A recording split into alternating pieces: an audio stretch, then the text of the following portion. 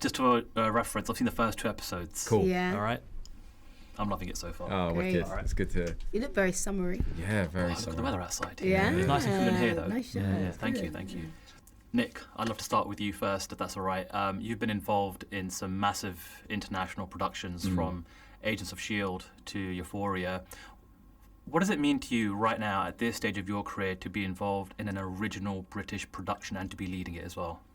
Oh yeah, it's really exciting. You know, when you as soon as I read the script from Howard, like his dialogue and then all the kind of plot twists and turns and that kind of the cliffhangers that he builds in, I was just hooked straight away. And it's the first time I've led a TV show before. I've done it in film and theatre and stuff, but like to do that, it's feels really good, and to get to do it with Saffron and our director David and the producers. It's just such. I know everyone says this about every show. Everyone's a big family, all this sort of stuff.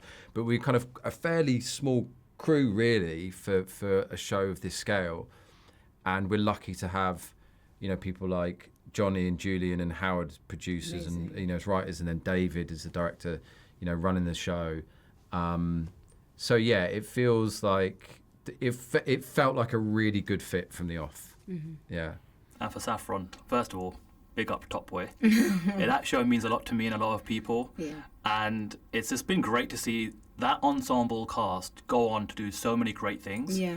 And here we are with you, 7, 8 years later, and you're leading a series. Can you just kind of give some insight into the kind of journey that you've been on? And did it feel right to lead a series right now in your career, or did you only kind of feel that when you were on set?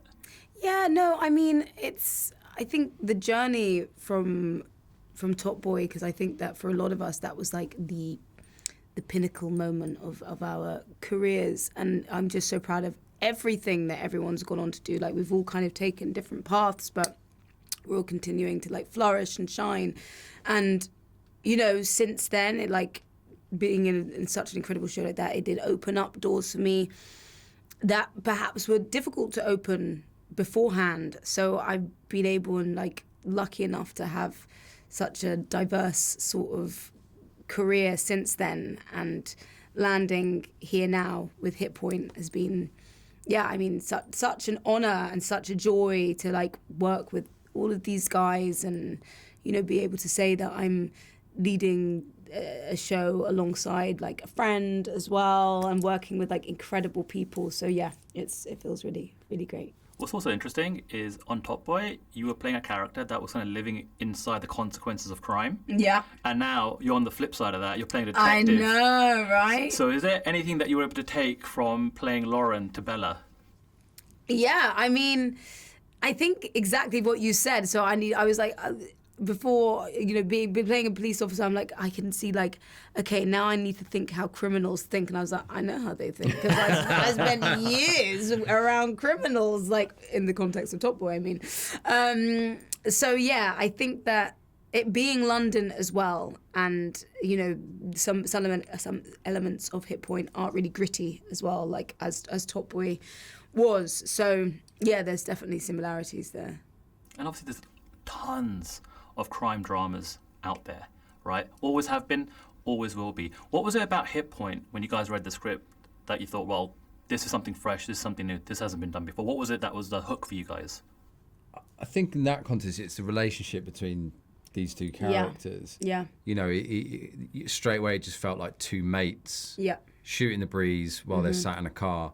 And you go, a lot of the time, in crime dramas, it's all like this focus on the case. Procedural, and there's all these like jargon, like SO19, the squad, the flying squad, all of that, and you're like, what are you talking about? Yeah, everyone's very serious. Very it's serious. All about the case. And it's all about the case and cracking the case, catching the bad people. Whereas this is like, this is banter, isn't it? Yeah, it's just like two. Is it kind of like a will they, won't they thing? It's two people that you really want to be together and seem perfect for each other, and that felt fresh and unique, and to kind of have that in amongst this crime story, it just felt like it's its own. It sits in a genre of one kind of thing.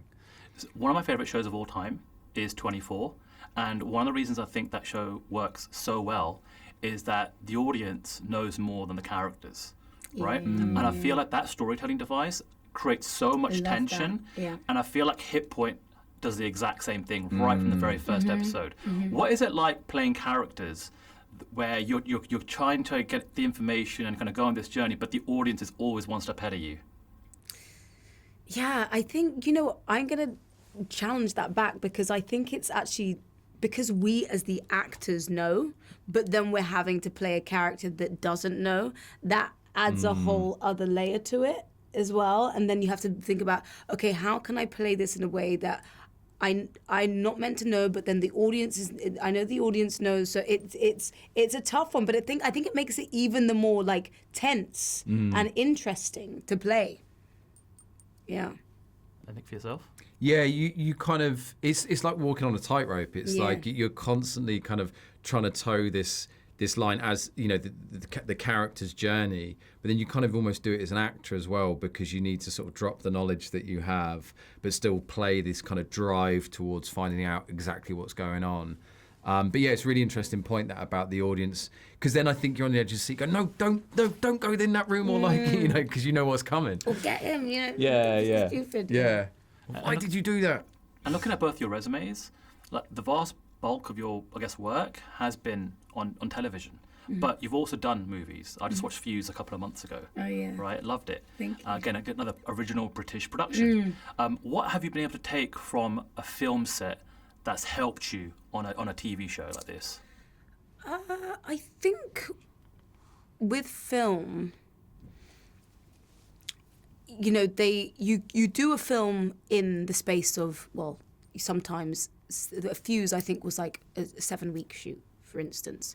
So you really have to turn up with like a strong idea of like what that character is, how you want to play it, and really, really, really, really listen to the other actors. And with me, you just don't listen at all. Oh, I zoned out months ago, literally, as soon as I met you. But no, there's a sense of like really listening, responding, and like, collaboration, which you should always have on TV as well. But I think the fast-pacedness of it, whereas you're afforded more luxury perhaps sometimes on television. But it depends who you're working with, actually. Yeah, it's kind of, sometimes the differences aren't that great. And a lot of the time I think with acting, it's like once the camera's rolling, it's kind of the same job. But it's the volume of stuff that Saffron said that you have to get through, the pace of it, and the fact that you're doing this for every single day for months at a time, and you need a certain stamina for it, don't you? Because it's not working down the coal mines, but it's exhausting. Yeah. You're having to be on all day. You have no life outside of it at all. You're barely seeing your loved ones. You're just getting home, head hitting the pillow, back up again, and desperately, hoping that the makeup team can hide all the bags under your eyes. I've only got time for one more question, and it's not even a question. I just want to have a genuine kind of human moment with both of you right now. We can have a kiss and a cuddle. Hopefully, maybe. I've been doing this for 15 years, and today was the first time I woke up, and I did not want to go to work. I really didn't. Because England getting knocked out of the World Cup, babe, me too, gutted, honey. Depressed, and I know this is going to timestamp the interview, but I was kind of thinking about that. We all have bad days at the office. So sometimes you just don't want to get up and go to work. Is there a moment in your career, whether it's on Hit Point or maybe a different gig, where perhaps you weren't up for it, but you kind of plowed through and you kind of got through that day? Is it maybe something that you could share a story or a bit of inspiration that maybe someone that's watching us on social media right now is like, you know what, that's going to uplift me for the day? So I would, every morning when I woke up, I'd go, because you can, it's middle of winter, you're feeling tired and you can focus on that. And I'd always go, I get to make a TV show today. But the one up from that is our good friend Peter Serafinowicz, who, this is amazing. Every morning he wakes up and he goes, I'm back.